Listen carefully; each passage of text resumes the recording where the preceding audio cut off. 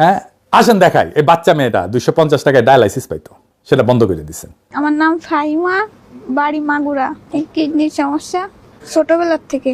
PG হসপিটালে হয়েছে 7 মাস মতো, সপ্তাহে 2 দিন। না, এখানে কোনো সমস্যা নেই।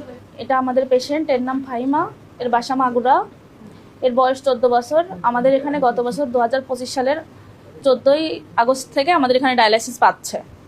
রেগুলার ডায়ালাইসিসে আসে সপ্তাহে 2 দিন। এই পেশেন্ট আমাদের এখানে, আমাদের দরিদ্র একটা ফান্ড আছে 250 টাকা, সেই 250 টাকায় ডায়ালাইসিস পাচ্ছে। দেখেছেন, বহুত হ্যাডম আপনাদের।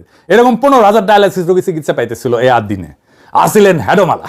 বাংলাদেশের সবচেয়ে এফিশিয়েন্ট অ্যাম্বুলেন্স সেবা বন্ধ করে দিচ্ছেন। দেখেন, 80 টাকার ভিতরে, ঢাকার ভিতরে আমার আর আগেও একটা বেবি এখানে হয়েছে, আমি এখানে ভালো সেবা পাচ্ছি এবং এখন আমার বেবি হওয়ার জন্য নিয়ে আসছে। শুরুর দিকে এই সেবা ছিল একদম ফ্রি। জ্বালানি তেলের দাম বাড়ায় তা হয় 150 টাকা। এখন ঢাকার ভেতরে মাত্র 380 টাকায় মিলছে দ্রুততম মানবিক সেবা। দেখেছেন আপনাদের প্রচুর অ্যাডম। ঢাকা শহরের দরিদ্র আর নিম্নবিত্তের মানসম্পন্ন হাসপাতাল বন্ধ করে দিচ্ছেন। দেখেন কি বলে ওরা।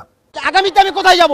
আমার তো এত টাকা নাই ভাই, আমার প্রতিদিন লক্ষ লক্ষ টাকা ইনকাম নাই, আমি কোটিপতির সন্তান না, আমি কোথায় যাব আমার বাচ্চাকে নিয়ে সেটা বলেন। ওই বাচ্চা যদি মারা যায় সরকার কি দেবে? কি দেবে ওই বাচ্চার বাবা মাকে? আইসিইউ এনআইসিইউ তে একদিন 2 দিনের বাচ্চাও ভর্তি আছে, হঠাৎ করে যে লাইসেন্স বাতিল করে দিল, এই বাচ্চাগুলো এই পেশেন্টগুলো নিয়ে যাবে কোথায়? 3 বার দিলে ঢাকা শহরের মধ্যবিত্ত লোকেরা, রিকশা চালকরা কোথায় যাবে? ঢাকা মেডিকেলে প্রতিদিন রোগী মরে কটাই চলে। দেখেছেন, আরেকটা দেখেন কি বলে। অনেক ডাক্তার আছে ওরা পকেটে টাকা দিয়ে পর্যন্ত চিকিৎসা করে। আমার বাচ্চারা কোভিড স্যার ওরা পকেটে টাকা দিয়ে চিকিৎসা করতেছে। আমি প্রাইমার বোর্ড করতে পারতেছি না। স্যার নিজে টাকা দিয়ে আমার বাচ্চা কোভিড শহরে কোথায় যাব? দেখেছেন, হ্যাঁ আপনারা জিতছেন। এখন আপনারা জিতছেন, যান, আপনারা ফার্স্ট হয়েছেন। বহুত হ্যাডম আপনাদের। ক্ষমতায় থাকলে নিজেদেরকে অনেক হ্যাডোমালাই মনে হয়। হাসিনাও মনে করতো, সোহরাওয়ার্দীর বডিগার্ড নিজেও মনে করতো। এই হাসপাতাল অন্যায়ভাবে বন্ধ করাটা বিএনপির অন্ধকার ইতিহাসের সাথে যুক্ত হয়ে থাকবে। এই কাম কইরা কত মজলুমের অভিশাপ বদদোয়া কামাইছেন, তার ইয়ত্তা নাই। হ্যাডমের হিসাব বাদ দেন, শুধু একটা মুখ মনে রাখেন, ওই বাচ্চা মেয়েটার মুখ। তাই 2 বার যার শরীরের রক্ত মেশিনে শোধন হইতো 250 টাকায় মাত্র। আজকে যার সামনে শুধু অন্ধকার, তার মা কাকে বলবে যে আমার মেয়েটারে বাঁচান? কোন অফিসের দরজায় গিয়ে বলবে? পোস্ট অপারেটিভ ওয়ার্ডে যে রোগীটা সবে অপারেশনের পর চোখ খুলছিল, তার এখন কোথায় নেওয়া হবে? আইসিইউ যে মানুষটা একটা শ্বাসের জন্য লড়তেছিল, তারপরে সে শ্বাসটার দাম কে দেবে? এরা কেউ জামাত করে না, এরা কেউ বিএনপিও করে না, এরা শুধু গরিব। এদের একমাত্র অপরাধ, এরা গরিব হইয়া বাঁচতে চাইছিল। আর আপনারা বৃহস্পতিবার বিকালে ছুটির ঘন্টা বাজার আগেই একটা কাগজে সই কইরা তাদের সেই বাঁচার অধিকারটা কাইরা নিলেন।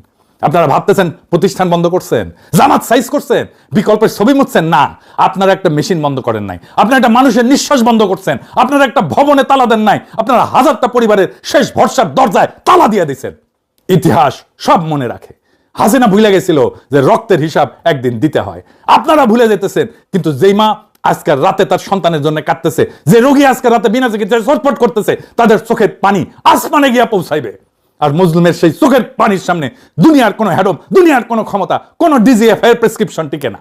আপনারা ভাবছেন আপনারা জিতছেন, আসলে আপনারা শুধু একটা জিনিস কামাইছেন, অভিশাপ, মানুষের অভিশাপ, মজলুমের অভিশাপ।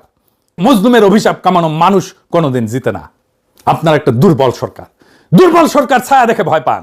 সরকারের বাঁচায় মানুষের ভালোবাসা, মানুষের সমর্থন, সেটাও হারাইতেছেন। নিজে চেষ্টা করে হারাইতেছেন, নিজের হাতে হারাইতেছেন। আপনাদের পতন যে কি ভয়ঙ্কর হবে আপনারা কল্পনাও করতে পারতেছেন না।